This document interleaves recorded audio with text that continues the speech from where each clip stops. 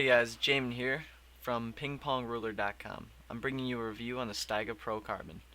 I have to be honest, this paddle really surprised me in a good way. This is a 7-ply extra light blade with 2 layers of carbon. The rubber on it is the Stiga S5 rubber with 2.0mm sponge for extra speed and power. Hope you enjoy. Surprisingly enough, I enjoyed playing with this paddle at my local club, and I really liked the feel of the forehand. The spin on my loop wasn't the best, but the speed and control I had made up for the lack of spin. Off the table, you had to put a little bit of extra power to make it over, and it is more suited to closer to the table. Another thing I noted when using this was the countertops and rallies I had. This paddle performed excellently, way above my standards going into this. The huge plus in the forehand was the carbon plies in the blade.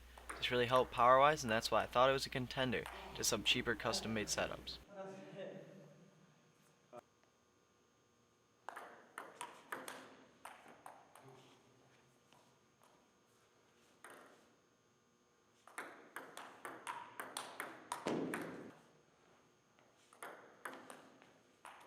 Service and touch play was really good with this blade, considering the rubber that was on it. I had really good control, and it definitely helped set up my third to fifth ball shots. This is why it's good for people that are having trouble generating spin on their serve.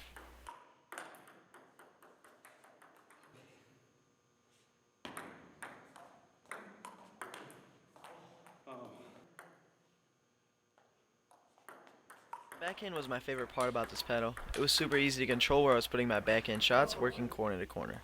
Again though, the spin was lacking on my backhand, and that was kind of an issue with it. Flicks and short play were okay at best with this paddle. I find myself a lot of times hitting it into the net. It was hard to adjust to the dwell time on the rubber. It felt like the ball was staying on the rubber forever and it would end up bottoming out.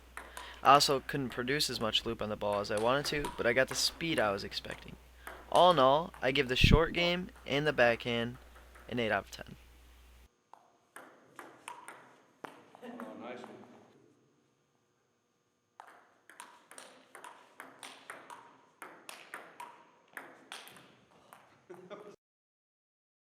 In conclusion, this paddle was very fun to play with and suited my style a lot better than other offensive blades.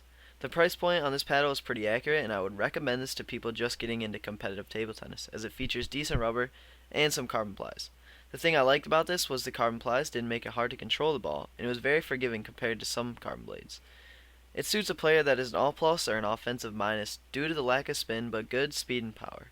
I personally think that pre-made paddles aren't all that bad after playing with this one, and I do recommend this to anyone just getting into it and not having to worry about picking rubbers and blades if they decide to go the custom blade route.